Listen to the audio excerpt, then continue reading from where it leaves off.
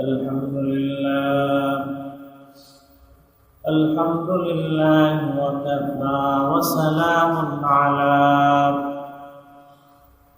وسلام على عباده الذين اصطفى أما بعد فأعوذ بالله من الشيطان الرجيم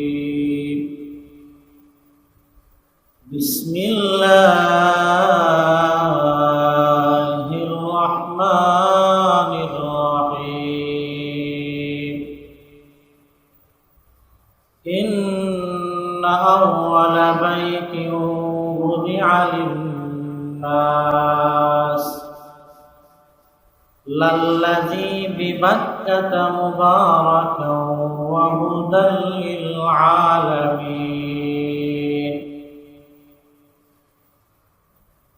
وقال تعالى في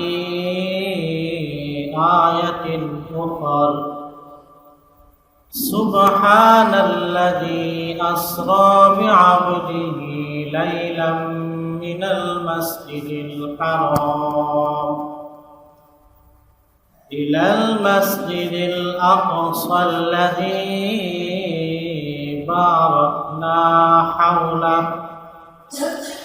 باركنا حوله لنريه من آياتنا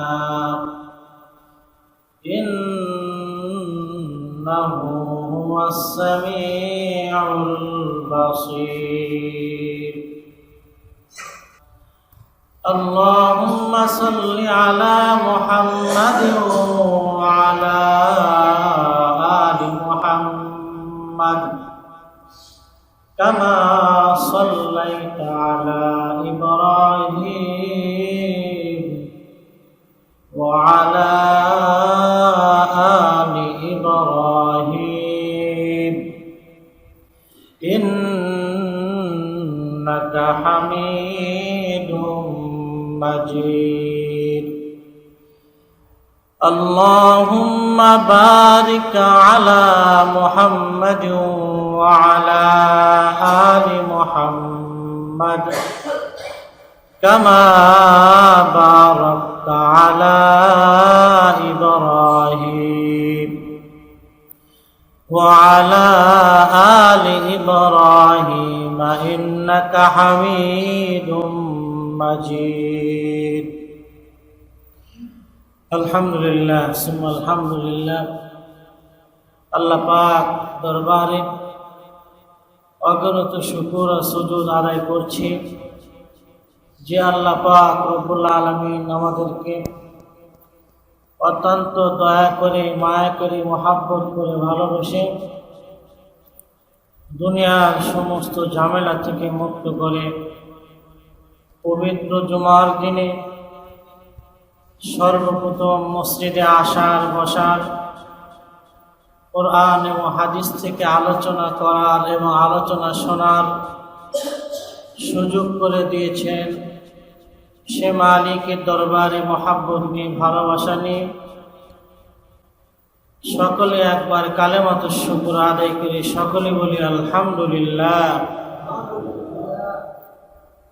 অতঃপর লাখ কোটি দরুদ ও সালাম সে বিশ্ব মানবের প্রতি যিনি হলেন রহমতের নবী, বরকতের নবী, দো জাহানের বাদশা নবী, যে নবীকে সৃষ্টি না করলে দুনিয়াতে কোনো কিছু সৃষ্টি করা হতো না। সেই নবীর প্রতি ভালোবাসা নিয়ে দরদ নিয়ে সকলে একবার দরুদ পাঠ করি, সকলে বলি সাল্লাল্লাহু তাআলা আলাইহি ওয়াসাল্লাম। আল্লাহ পাকের উদ্দেশ্য মানব জাতিকে সৃষ্টি করার উদ্দেশ্য হলো মানব জাতি আল্লাহ তাআলার ইবাদত করবে, গোলামি করবে। মানব জাতি আল্লাহ তাআলার দাসত্ব করবে, এটাই হলো আল্লাহ তাআলার প্রকৃত লক্ষ্য। সেই কারণে তো আল্লাহ তাআলা বলেন, ওয়া খালাকতুল জিন্না ওয়াল ইনসা ইল্লা লিয়াবুদুন। আল্লাহ তাআলা বলেন, আমি মানুষ এবং জিন জাতিকে সৃষ্টি করেছি আমি মালিকের ইবাদত করার জন্য, দাসত্ব করার জন্য। লিয়াবুদুন আই লিয়াশিকুন। আল্লাহ তাআলার ইবাদতের মাধ্যমে প্রেম প্রকাশ পাবে। আমি আপনি যে মালিককে মহব্বত করি, ভালোবাসি, ইবাদতের মাধ্যমে এটা প্রেম প্রকাশ পাবে। যেহেতু আল্লাহ তাআলার উদ্দেশ্য মানুষ দুনিয়াতে এসে মালিকের ইবাদত করবে, সেই কারণে আল্লাহ তাআলা মানুষকে সৃষ্টি করার আগে ইবাদতের স্থান আল্লাহ তাআলা বানাইছেন। দুনিয়ার জমিনের মধ্যে আল্লাহ তাআলা মসজিদ বানাইছেন, অনুরূপভাবে সাত আসমানের উপরে মসজিদ আল মামুর আল্লাহ তাআলা নির্মাণ করছেন, বানাইছেন। আল্লাহ তাআলা দুনিয়ার মধ্যে যেরকম ভাবে মসজিদ বানাইছেন, অনুরূপ ভাবে আল্লাহ তাআলা সাত আসমানের উপরে মসজিদ আল মামুর নির্মাণ করছেন। ওই মসজিদ আল মামুর এটা ফেরেশতাদের ইবাদতের জায়গা, ইবাদতের স্থান। ফেরেশতারা ওখানে দলে দলে প্রবেশ করে, মালিকের জন্য সিজদা করে, ইবাদত করে। একদল প্রবেশ করে মালিকের ইবাদত করে, তারা ইবাদত করে তারা বাহির হয়ে যায়। আর এক দল প্রবেশ করে, সরকার কয়, বিশ্বনবী সাল্লাল্লাহু আলাইহি ওয়াসাল্লাম বলেন, এই মসজিদ আল মামুর, এই মসজিদের মধ্যে দলে দলে ফেরেশতারা প্রবেশ করে। যারা প্রবেশ করে কিয়ামত পর্যন্ত এই মসজিদের মধ্যে আর প্রবেশ করার সুযোগ পাবে না। এত ফেরেশতা আল্লাহ তাআলা সৃষ্টি করেছেন, যারা প্রবেশ করছে এরা ইবাদত করার পর বাহির হবে, এরা আর কিয়ামত পর্যন্ত আর প্রবেশ করার সুযোগ পাবে না। এত ফেরেশতা আল্লাহ তাআলা বানাইছেন, সৃষ্টি করছেন। অনুরূপভাবে আল্লাহ তাআলা দুনিয়ার জমিনের মধ্যে মানুষকে সৃষ্টি করার আগে ইবাদতগাহ বানাইছেন। আল্লাহ তাআলা ফেরেশতাদের মাধ্যমে বাইতুল্লাহকে বানাইছেন। বাইতুল্লাহকে বানায়া যখন কোনো মানুষ ছিল না, তারা বাইতুল্লাহ ছাদের উপরে তারা তাওয়াফ করতেন, তারা সিজদা করতেন। যখন আল্লাহ তাআলা দুনিয়ার জমিনের মধ্যে বাবা আদমকে সৃষ্টি করলেন, বাবা আদমকে সৃষ্টি করার পর আল্লাহ তাআলা বললেন, আদম তুমি ঘর বানাও, মসজিদ নির্মাণ করো। আল্লাহ তাআলার হুকুমে বাবা আদম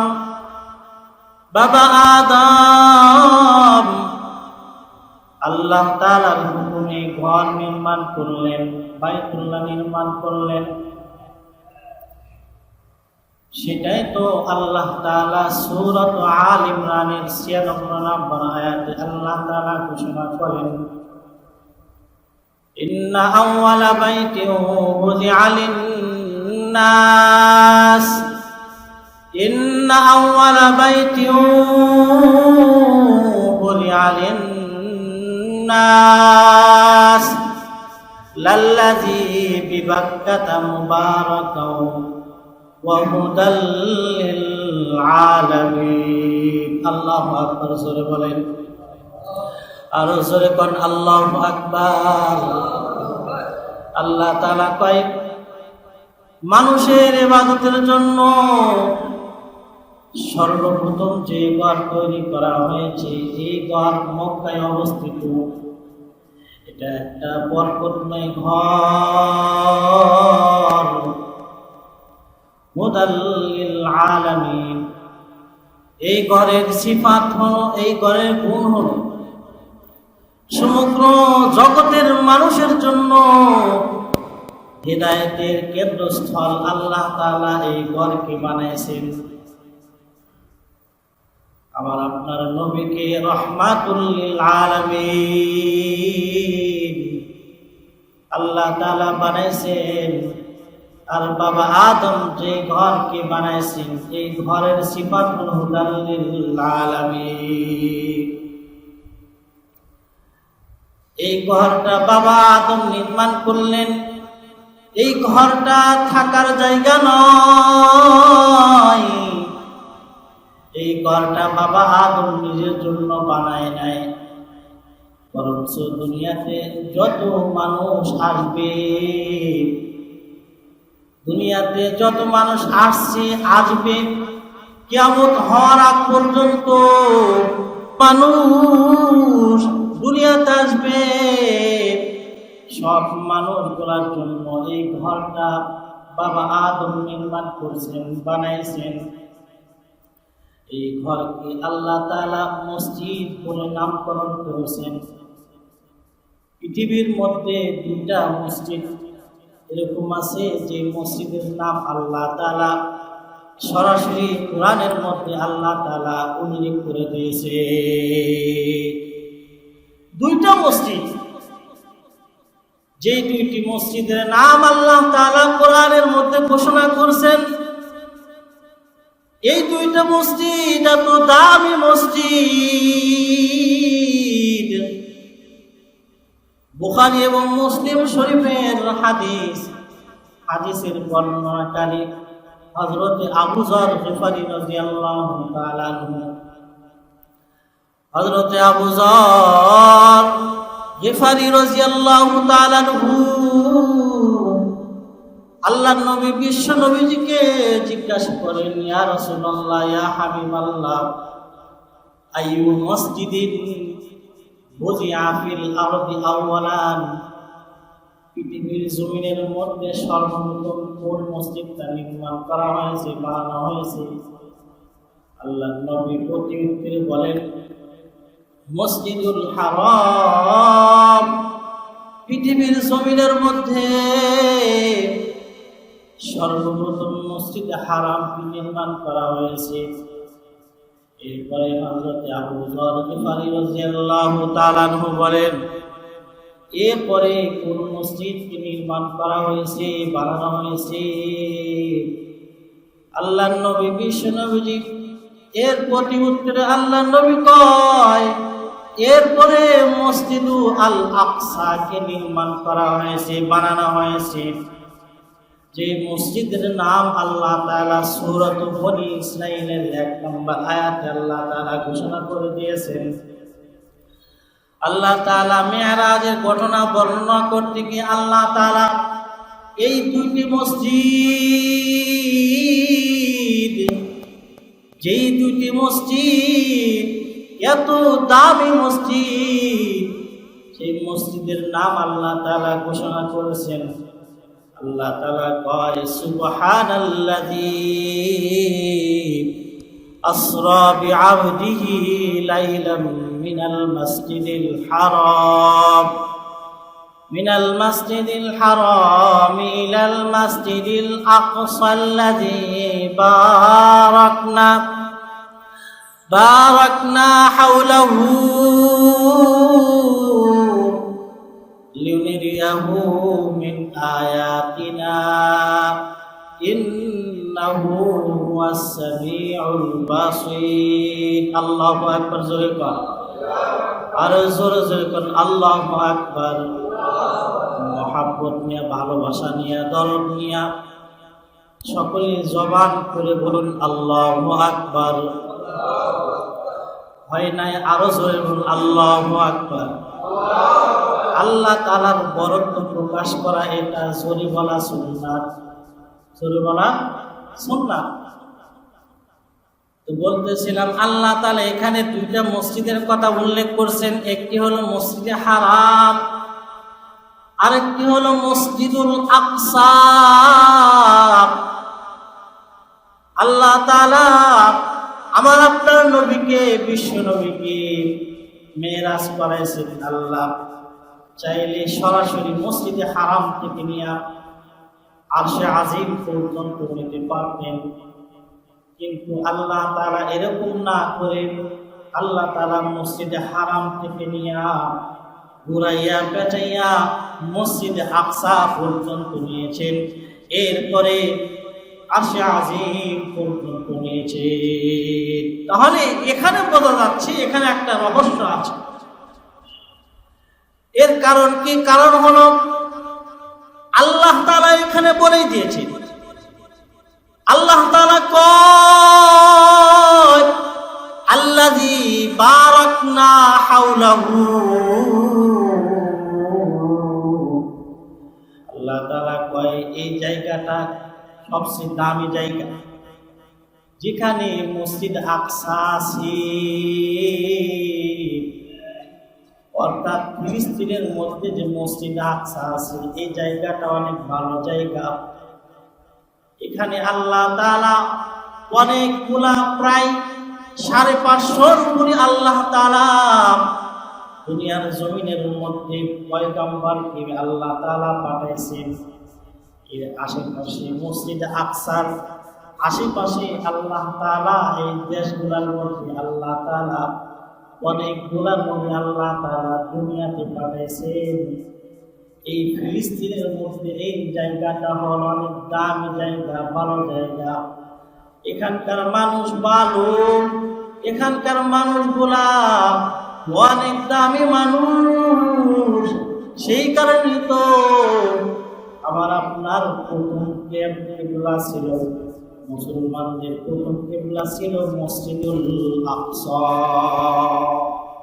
16 থেকে 17 মাস পর্যন্ত আল্লাহর নবী, বিশ্ব নবী সাল্লাল্লাহু আলাইহি ওয়াসাল্লাম এবং সাহাবায়ে কেরামগণ এই মসজিদুল আকসার দিকে মুখ করিয়া নামাজ আদায় করেছেন। এটা হলো মুসলমানদের জন্য প্রথম কিবলা, প্রথম কিবলা। আল্লাহ তাআলা এই ঘটনাকে আল্লাহ তাআলা সূরা বাকারার 144 নম্বর আয়াতে আল্লাহ তাআলা এই পরিপূর্ণ ঘটনা আল্লাহ তাআলা বর্ণনা করেছেন। যখন আল্লাহ তাআলা বিশ্বনবী সাল্লাল্লাহু আলাইহি ওয়াসাল্লামকে হাবিবুল্লাহ নিজের বন্ধুকে হুকুম করলেন, বন্ধু আমার, আপনি বাইতুল মুকাদ্দাসের দিকে ফিরাইয়া আপনি নামাজ আদায় করবেন। আপনি আপনার জন্য এটা হলো কিবলা, এই দিকে মুখ করিয়া আপনি নামাজ আদায় করবেন।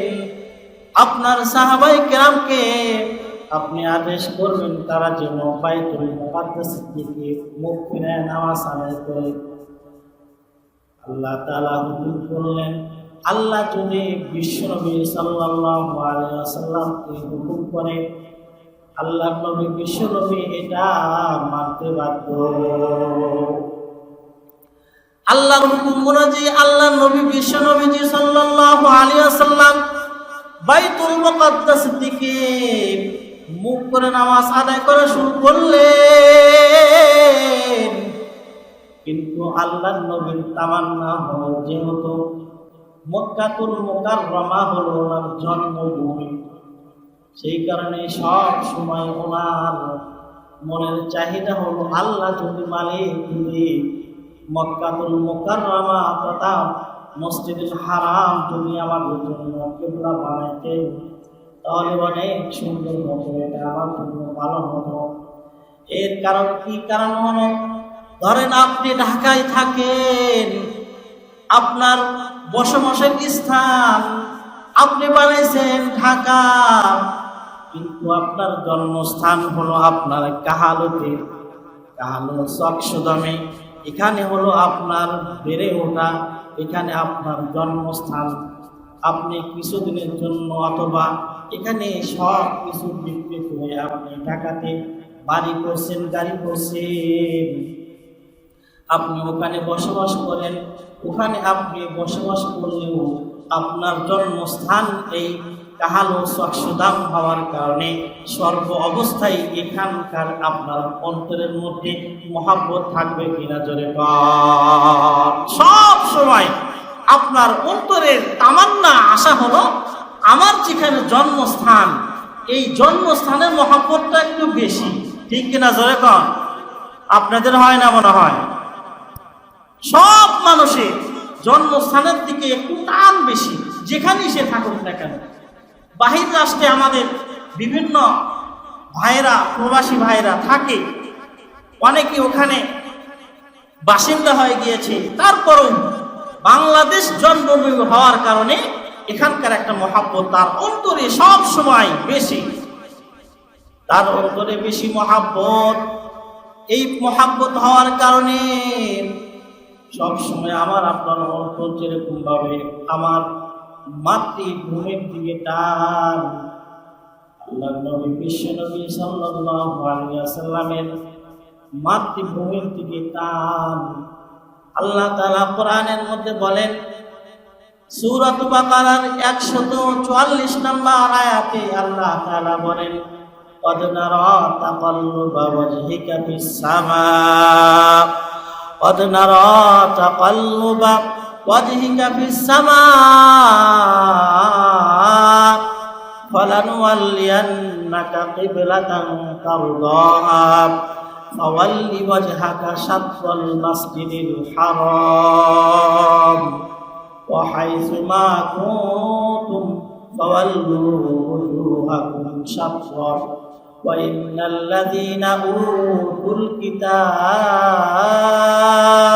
الله أكبر زرقا أرى زرقا الله أكبر وإن الذين أوتوا الكتاب أنه الحق من ربهم وما الله بغافل عما يعملون আল্লাহ তাআলা নিজের বন্ধু হাবিবুল্লাহকে ডেকে ডেকে আল্লাহ তাআলা কয়, আমার হাবিব, আমি দেখেছি আপনার চেহারাকে, আপনি আপনার চেহারাকে আসমানের দিকে বারবার বারবার উঠাইছেন।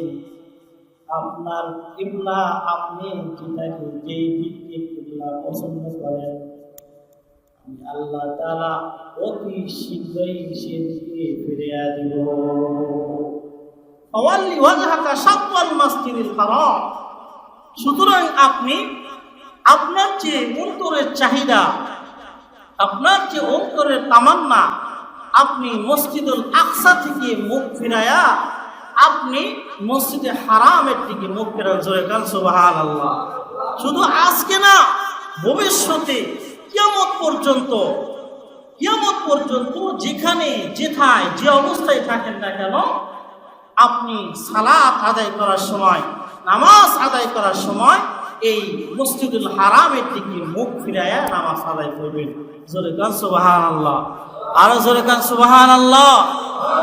এখান থেকে আমার বলার একটা উদ্দেশ্য, আজকের আলোচনা এতটুকু আমি ক্ষান্ত করতে চাই যে মসজিদে হারামের সাথে যেরকম ভাবে আমার আপনার সম্পর্ক আছে, অনুরূপভাবে মসজিদুল আকসার সাথে সম্পর্ক আসে না নাই?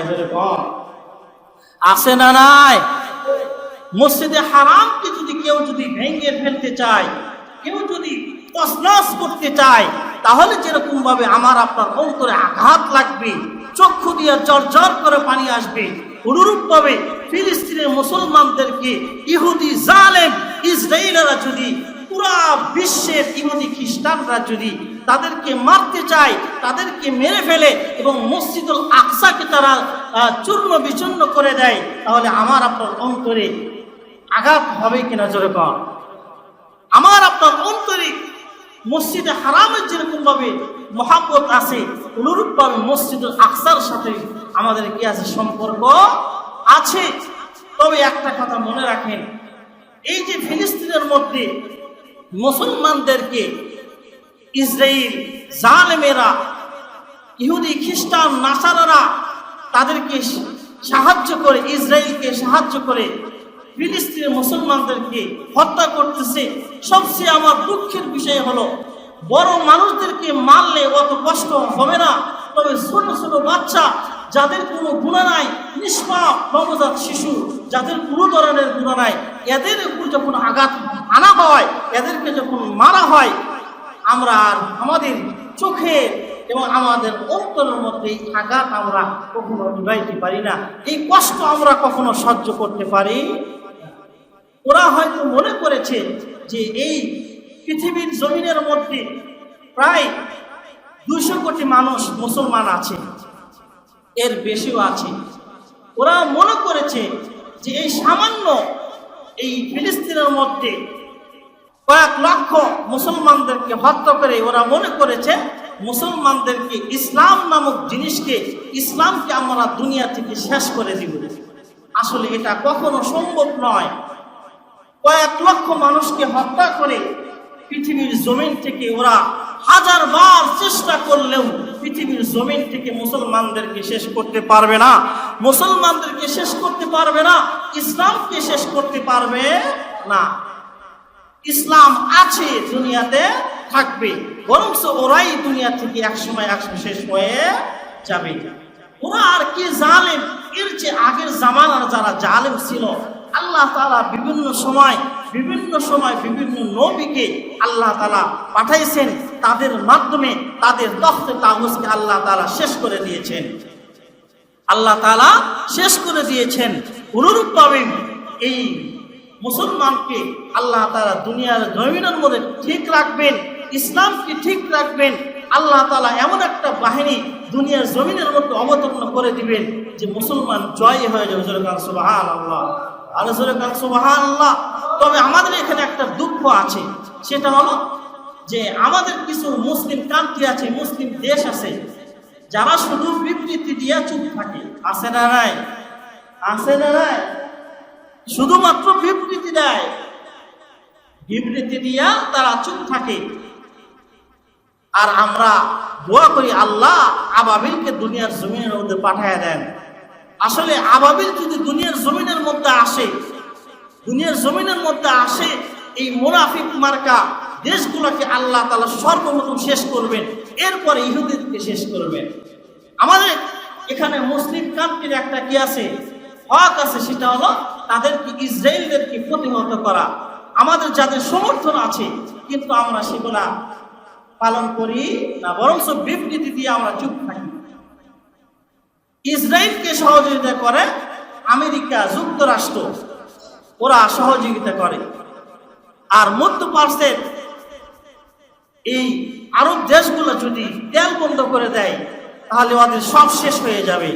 কিন্তু তা না করে ওদের সাথে সহযোগিতা করে, ওদের সাথে চুক্তি করে, ওদের সাথে তাল মিলিয়ে মুসলমানদেরকে সাহায্য করে।